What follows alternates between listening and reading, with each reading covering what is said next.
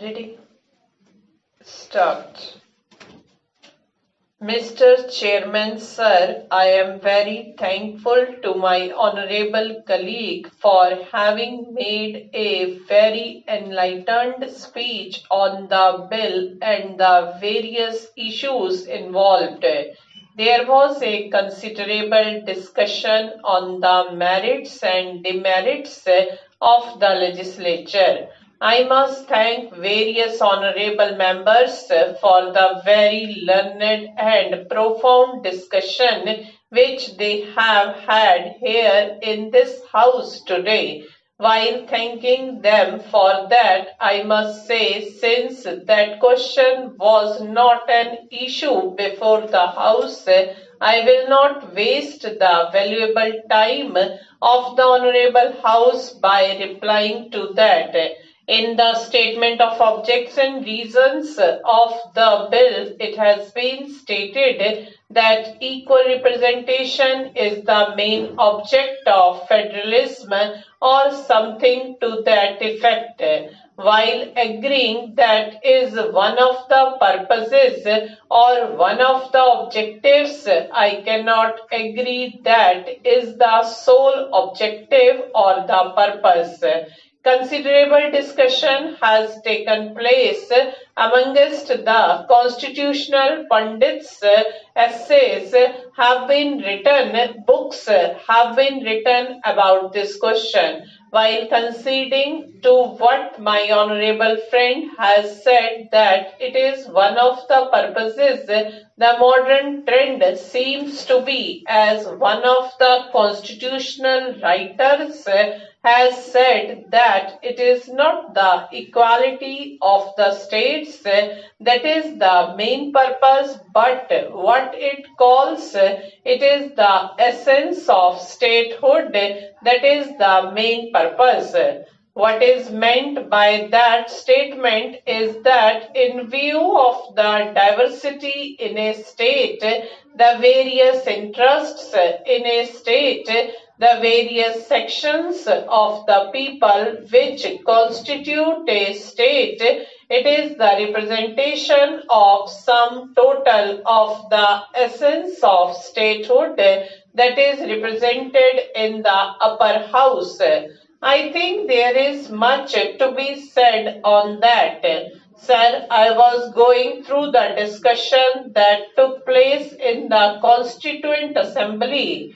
Nobody referred to this aspect of the matter because it seems there was a consensus that the second aspect of the problem, as discussed by constitutional writers, it is the essence of statehood, namely representation of the various interests, diverse people, diverse cultural and other aspects, which is the purpose of the representation in the upper house.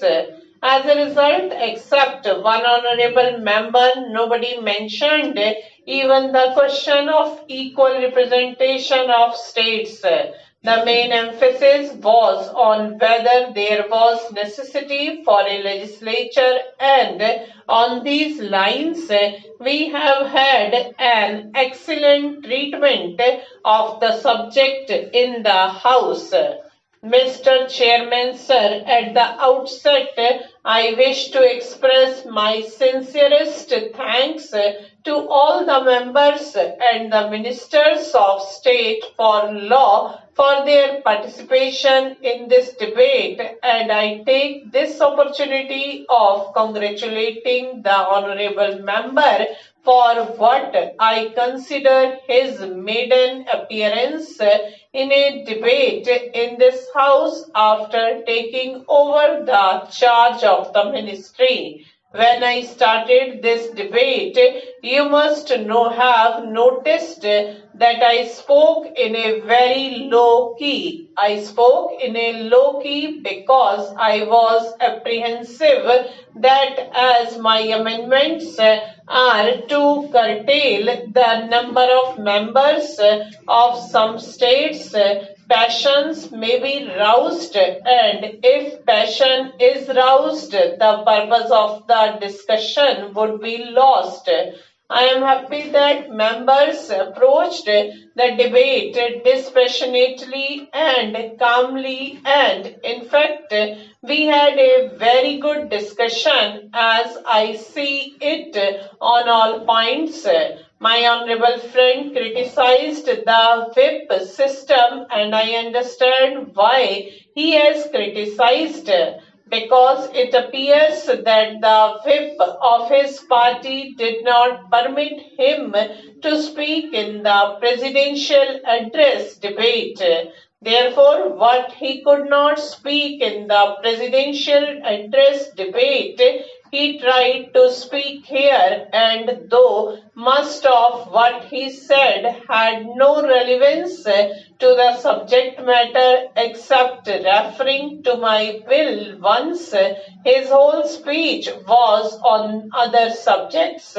Therefore, I think I need not reply to them, as this morning the Prime Minister has replied to all the points, and during the debate on the presidential address, there was enough discussion on these points. My honorable friend has supported me, but as an extremely intelligent member of the House, he has tried to give in a clever way very different political overtone to it. He said that the bill should be the first step for increasing the power of the states.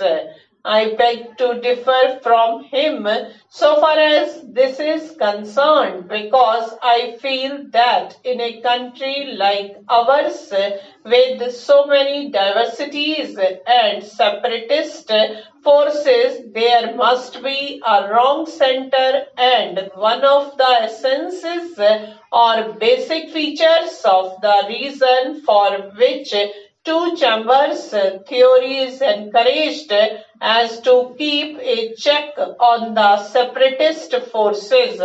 My own view was, on which the honorable member differed, that if only some of the states are given too much representation, they may upset the balance at some time. The bill to give more representation and powers to the states is not welcome, as this shall lead to rise of the separatist forces.